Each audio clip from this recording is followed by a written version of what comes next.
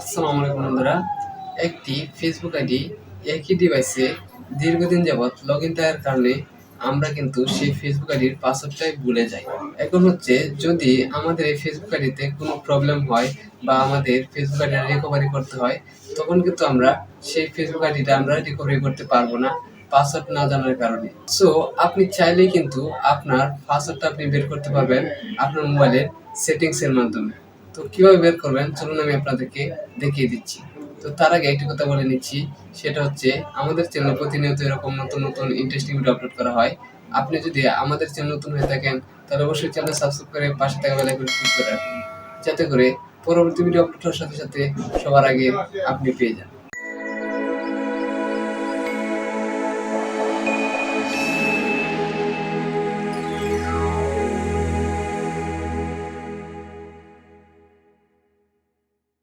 তো শুরুতে আমি চলে যাব সেটিংসে। আমি সেটিংসে চলে আসব, তারপর আপনি নিচের দিকে চলে আসবেন। এখান থেকে আমি বের করবেন প্রাইভেসি। আপনি প্রাইভেসি ট্যাগটা ক্লিক করবেন।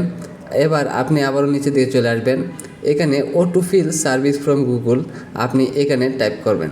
এখানে টাইপ করার পর এখানে দেখতে পাচ্ছেন গুগল পাসওয়ার্ড ম্যানেজার, আপনি এখানে একটা টাইপ করবেন। সো এখানে টাইপ করার পর এখন আপনার ফোনে যতগুলো অ্যাকাউন্ট আছে সবগুলোর পাসওয়ার্ড কিন্তু এখানে দেখাবে, সবগুলো অ্যাকাউন্ট কিন্তু এখানে দেখাবে। সো আমি আমার ফেসবুকের পাসওয়ার্ড বের করতে চাচ্ছি। আমি ফেসবুক এখানে একটা ক্লিক করব। তারপর হচ্ছে আপনার ফোনের পাসওয়ার্ডটা দিয়ে নেবেন। আপনার ফোনে যদি লক থাকে আপনি লকটা ছাড়িয়ে নেবেন। আমি আমার ফোনের লকটা আমি ছাড়িয়ে নিচ্ছি। তারপর হচ্ছে এই যে দেখতে পাচ্ছেন উপরে কিন্তু আমার আইডিটা দেখাচ্ছে, তারপর হচ্ছে নিচে পাসওয়ার্ড। এই যে চোখের আইকনটা যে আছে এটার মধ্যে ক্লিক করলে কিন্তু আমি পাসওয়ার্ডটা দেখতে পাবো। আপনি এখান থেকে আপনার পাসওয়ার্ডটা আপনি নোট করে রাখবেন। নোট করে রাখার পর এখান থেকে ডিলিট আইকনে ক্লিক করে আপনি পাসওয়ার্ডটা কিন্তু ডিলিট করে দেবেন এখান থেকে।